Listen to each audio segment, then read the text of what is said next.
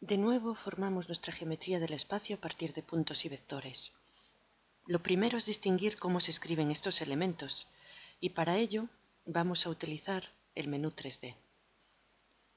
Empezamos escribiendo puntos, que tal como dijimos antes, definiremos con la herramienta punto.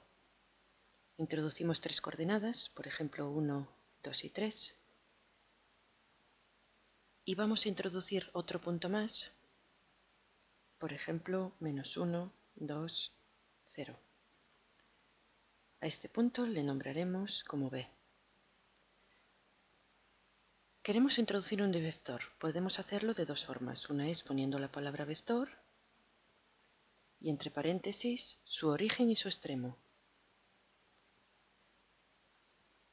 Al pulsar el igual vemos una diferencia entre la manera de escribir los puntos y los vectores. Los puntos se escriben entre paréntesis y los vectores entre corchetes. De esta forma distingue el programa Wiris un punto de un vector. Tengámoslo siempre en cuenta. Podríamos escribir directamente los corchetes desde el menú de operaciones. Nombramos también nuestro vector como U y vamos a introducir ahora un vector directamente con corchetes que llamaremos V.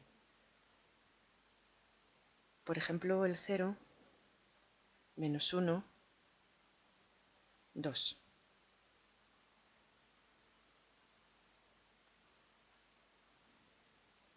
Todos estos elementos son importantes porque nos van a servir para definir las rectas y los planos en el espacio. Por ejemplo, ¿cómo vamos a distinguir una recta de un plano? Vamos a poner en primer lugar un título, rectas en el espacio, lo seleccionamos y lo convertimos en texto desde el menú edición y vamos a poner una recta. Para ello, en el menú de geometría seleccionamos la opción de recta. Aunque el programa pide 2 puntos, nosotros sabemos que una recta se puede formar con un punto y un vector.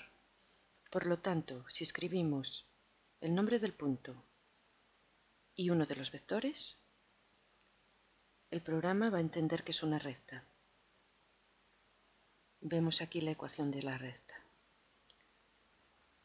Ahora vamos a dibujarla, elegimos dibujar 3D, ponemos el nombre de la recta y si queremos, pues alguna opción para ella, por ejemplo, color, rojo y anchura 5. Ya tenemos nuestra primera recta dibujada en el tablero. Vamos a hacer lo mismo con un plano y vamos ya directamente a copiar y pegar. Aquí vamos a poner planos.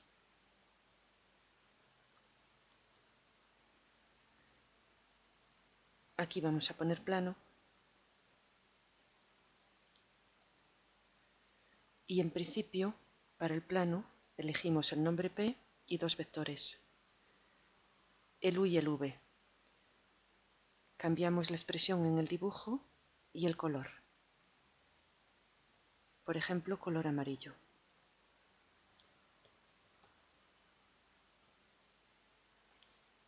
Como hemos elegido un plano en el que coincide uno de los puntos y el vector con la recta está contenida en el plano.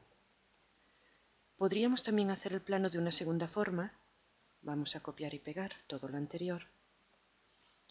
Y es, en lugar de tener 2 vectores, 1. Eso representaría que este vector es el vector normal del plano, que lo determina de modo único.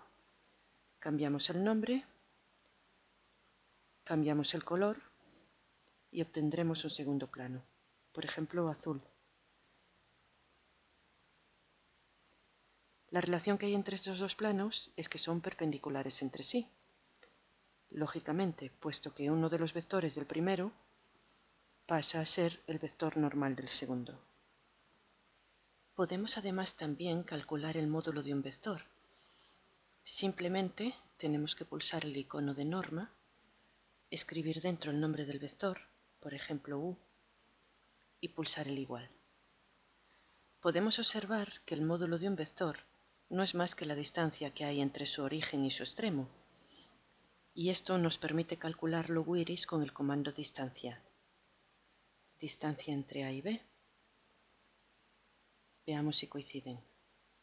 vemos que coincide con la norma del vector.